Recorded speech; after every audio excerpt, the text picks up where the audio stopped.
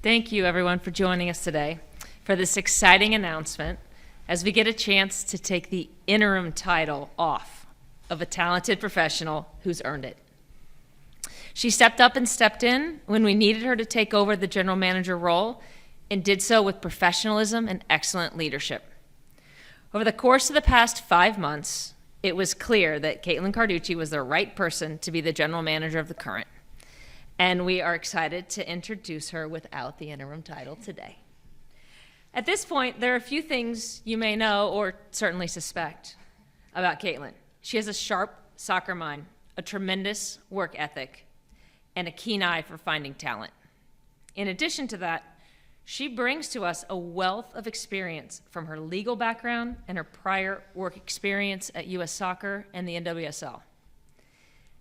But what sets her apart the most is her unwavering and unselfish dedication to this team, to our players, and to contributing to an excellent product on the field for our fans.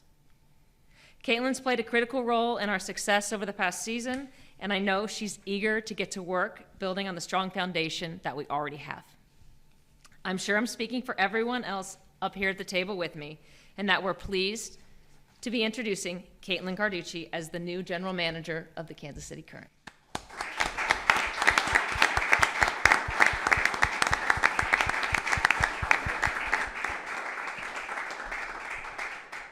Thank you, Angie. Up next, Chris Long. Congrats. What Caitlin has done as general manager in a relative short period of time is remarkable. She exudes excellence. She cares about only one thing: making this club the best women's football club in the world. I think we share a lot of that together. One of the things I love most about Caitlin is she's all about collaboration. She collaborates amongst players, fans, the community, the technical staff, of course, and our front office. She's never worried about her turf and what she personally owns in her role. There's nothing selfish at all about Caitlin. She's a great leader, and she cares so deeply about working with all involved together to build the best club and be a perennial contender for championships. She is as humble as she is driven, and the moment Angie and I discussed removing the interim title and having this special moment for her, her first response was, "Should we even have a press conference, as I don't want to take any limelight away from the players?" Literally, that's the first comment. We're like, yes, we should have a press conference. And then she followed up with, well, I just want to win 3 more games. And then maybe could we have the press conference then? No, we're going to have the press conference now. She really wanted to do this later, but she has earned and deserves this limelight and this moment, and has been such an important part of the club in such a short period of time. Ultimately, we believe she's the right choice for the organization and our culture and our quest to win lots of championships. I'm so proud to work with her. Thank you, Chris. Up next, head coach and sporting director, Vlatko Andonovski. First, congrats, Caitlin. Thanks, boss. And I cannot tell you how excited I am for the opportunity to work with Caitlin alongside with her. I had a chance to work with her in these 10 months, and also I had an opportunity to work with her in our previous jobs. And one thing that I want to say about Caitlin is I've never been around someone with the ability to solve problems with ease. She's very innovative, very creative, and she literally makes something out of nothing, and makes my life easier, I can tell you that. So very happy for it. If you just look at the few months, 5 months that she was an interim GM, she probably came in the job maybe a few weeks after that. The window opened up, and she executed 13 or 14 deals, starting from bringing Almuth and Alana and Kayla, Jericho, Hilda, and then we re-signed Debinya, re-signed Vanessa, who is, these are players. They're some of the best players in our league right now, and some of the best players in the world. And sometimes it takes it takes years to execute these deals, and to be able to do this in such a short period of time, it's absolutely amazing. I'm so happy to continue working and building an environment and building a club, building Kansas City Current into the best club in the world. So congrats. Thanks, Vaco. And of course, the person of the hour, just Caitlin Carducci. Thanks, Jeff. Thank you all for being here. I'd like to thank Chris Long and Angie Long. I'm so honored to work for this club. I believe in everything that you guys have built and are working on for this club, and I'm humbled that you want me to be a part of it. V, I'm here today because you believed in me being here, and for bringing me to Kansas City, and for allowing me the opportunity to take on this role. I am forever thankful, and I've learned so much from you, and it's a privilege to work together as we continue to, like I said, win 2 more games, but then well beyond that. I would also like to thank my family, my parents.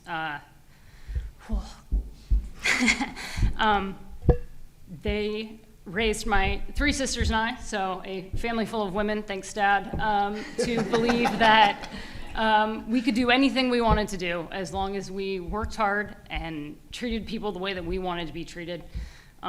They have consistently told me that, if you're going to do something, do it right the first time. That rings in my mind daily, and I work every day to make them proud. And then my fiance, John, who has watched more soccer in the last 4.5 years than his entire life combined, and he is a better man for it. Thank you for being here and for loving me exactly who I am and how I am. Why Kansas City? Why did I come here? For one, I look great in teal, so that just helps a lot. But I know what we're trying to do. I know how we want to do it. And I know we've been given every resource to make that happen. I mean, sitting in this building, it doesn't better exemplify what this club stands for, and what we're looking to do. And I love coming to this stadium. I love going to work every day. I love how the fans come in here and are so loud that you can't hear yourself think. I love hearing that train whistle go off, and I look forward to doing that for years to come. I also full-heartedly believe in how we're going to accomplish our goals. I know what our ownership stands for, I know what Vlaco stands for, and I know what I stand for, and they're perfectly aligned. And those things are, we're going to work hard, we're going to work together, we're going to take care of our people, and we are going to do our absolute best to win as many soccer games as we possibly can. And with that, I would love nothing more than to stop talking about myself. So, Jeff, All right, take it away. We'll let everybody else start talking about you again. Oh, no, let's go. We'll go ahead and we'll open it up to questions. We're going to start off in the room, but if you are on the Zoom, another reminder, if you have a question, use the raise your hand feature and we will get you called on. But we'll start in the room, starting off with Daniel Sperry, Kansas City Star. This is for you first, Chris and Angie. Just in seeing the way that how much did the summer window and what you guys did on the field in terms of building the roster, but also in the way that some of these players were taken care of in a good personal level and finding situations that are the right spots for them. How much did that weigh into that decision for you and make it easier for you to remove that interim tag? Well, I mean, it definitely plays a part in it for sure. I mean, there's many things, but to see the respect that, Caitlin gets from the players, from prospective players, certainly from the technical staff, that gave us a lot of comfort in having her be the ultimate leader of that part of the business. And I credit with her doing that in a really quick period of time. That is not an easy feat, and she did it with ease. I would just add that I think Vlatko said it really well, and that she is a problem solver. I mean, she finds a way to come up with solutions to get to a yes, and does it with such a great, demeanor and energy and fast. And I don't really know how she's able to do everything that she's able to do, but very solutions oriented. And I would also echo Chris that the respect and the trust that everyone throughout the entire organization has in her made this just completely a no-brainer. For you, Vlatko, obviously helps your team on the field with some of the moves you made in that window, but maybe if you could kind of speak to how that summer window also set you guys up for the future as well. I know some of these moves maybe had salary implications to them as well. Yes. So one thing, obviously, personally for me, this season is also very important. So we allocate a lot of resources from the technical staff to win now. That's important for us, as we've shown on the field. So this is where Caitlin was instrumental in not just thinking about this season, but also thinking about next season and the years to come. And first, she helped us build the team to be able to win now, to be competitive and win big games and titles. But also, she did an amazing job. I don't even know how everything happened, that she rebalanced the cap, that we are going to be in the market very competitive as well. Jillian? Caitlin, congratulations. First and foremost, obviously, just this has to be so major for you. It's really cool to see you kind of be emotional, I'm not gonna lie. But I want to take you back to May when the interim GM position became yours. Did you expect to be here? Did you want to be here? Was it even on your radar at that point? I wanted to do whatever we needed to do to make this team successful. And at that point, we were, chugging along and winning games. But, when you have, when you need to replace personnel, everyone has to step up. So I stepped into the interim GM role, but a lot of other people also stepped up as well. Our operations staff, a lot of other duties fell down to them, and they didn't hesitate. So it was a question of me walking into a room. I vividly remember one day and saying, I need help. And they didn't flinch. And everything that was weighing me down was done in, I want to say, hours. And it just shows you the group that we have here. So for me, it wasn't about, removing an interim tag or, what's next. It's what's best for this club and what's best for this team. And I know the type of people that we have around us, and I know what Chris and Angie not expect, but what they empower us to do. And that gave me the ability to say, okay, this is what we're gonna do, and we're gonna move forward, and we're gonna try and win some soccer games. As far as, your experience varies from the Federation, the league, obviously being here.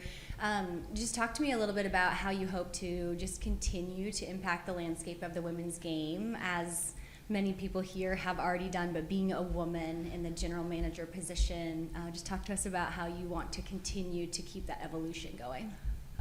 I think this club has never been one to rest on its laurels. We built a training facility, but we didn't, stop there. Built a stadium. I don't think anyone's sitting back saying, cool, we've accomplished everything that we can or want to accomplish, both for this club and for this game. Women's sports is thriving right now.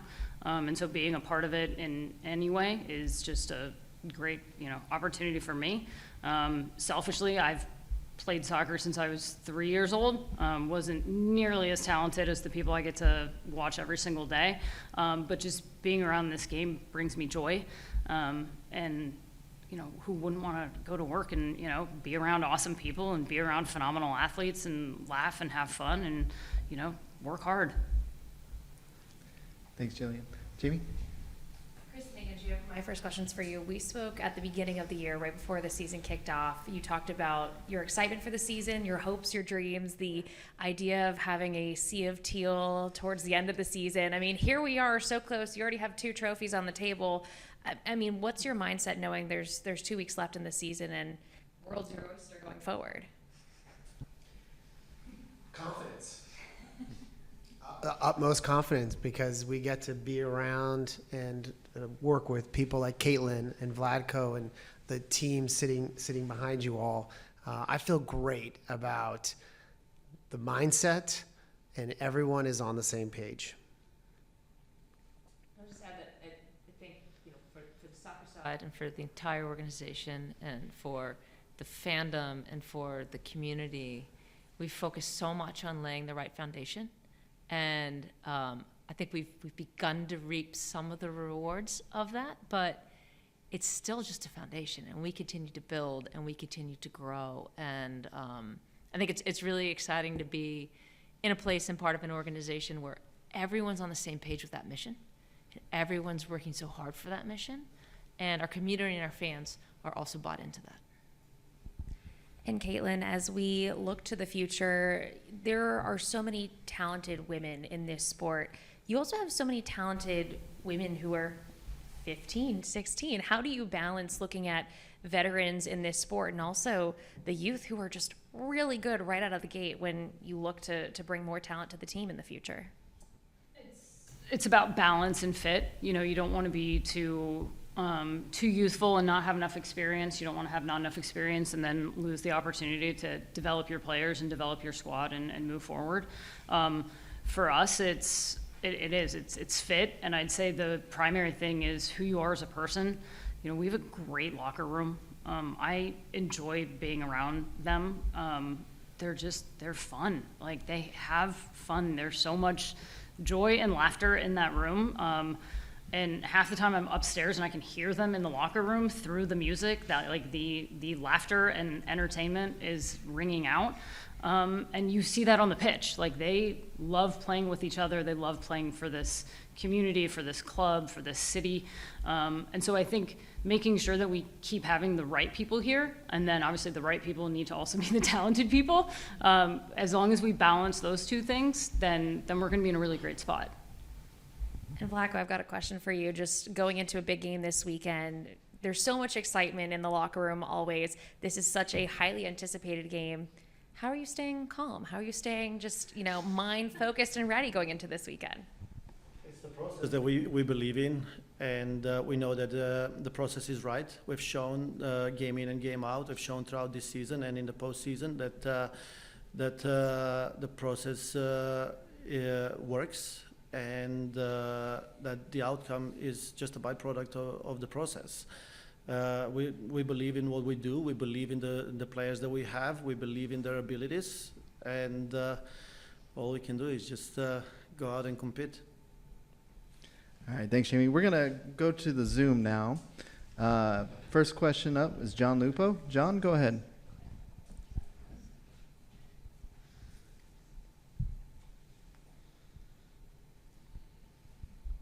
Let's see. Might have some technical difficulties. Hang on just one moment. Such a sound team. John? Yes? Sorry, can you start over? Okay, no problem. What I was going to just ask Caitlin was, when you just look at the new stadium in place, having someone like Vlatko that you're able to work with, owners like Angie and Chris, can you just talk about how structurally sound this franchise is and the excitement of that going forward, knowing what you have to work with to grow this club into, as Vlatko would say, the best in the world? I feel like you answered the question in asking it, to be very fair.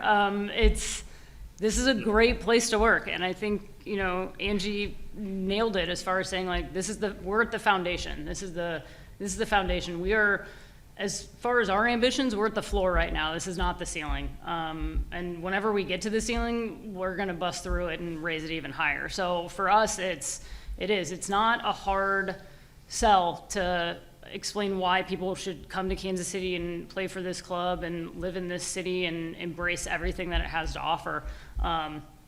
But yeah, it's being here and coming to this stadium. It's a no-brainer for me as far as coming here to Kansas City and wanting to wear that crest on their chest. And also quickly for Angie and Chris, the job that Caitlin has done in the short time she's been in the role has been awfully impressive. But can you just talk about the moment you knew that she was the right person to have the interim peg dropped and to lead this team forward, and what you feel makes her so impressive in the role that she's in now? if I'm totally honest, I forgot the interim title was still there because she was just doing it so well. And all of a sudden we went, wait a second, she is doing the job. We weren't, honestly, I think we reached a point where we weren't considering other candidates. Like, it was just so obvious that she was in that role, doing that role, and right for the role. All right. Next up is Steph Young from The Athletic. Thanks, Jeff. Caitlin, congrats on today.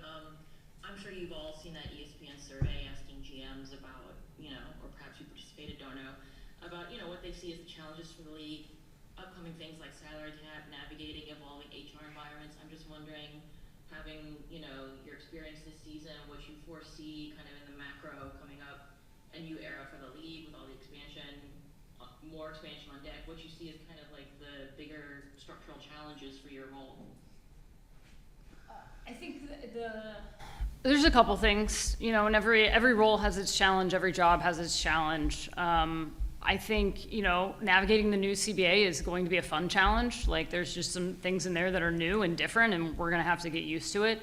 It feels to a little bit like, hey, we just learned how to operate under this set of guidelines, and now we've updated them. So that's a factor. I also think the women's game is growing globally. And that's a great thing. That's fantastic for just the sport in general. But in that way, like, there are more leagues out there are more clubs that you need to compete with, and then at the same time there are more players out there that you got to go find. And so for us, it's a global game. It's not local or domestic even anymore. It's definitely a situation where you have to be ready, willing, and able to find players wherever they may be and convince them that Kansas City is the place they need to be. All right. Thanks, Steph. Up next, Madeline Fox, KCUR. Really set that one up well for me, Caitlin.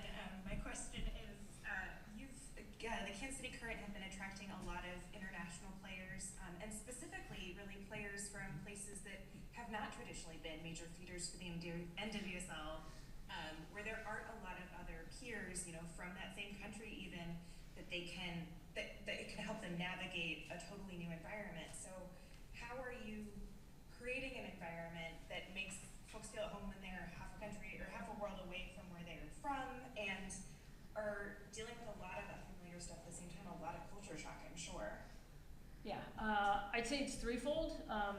Kansas City is an incredibly friendly Midwestern place, and I say that as a fellow Midwesterner. And so it's not hard for people to want to come here and want to live here.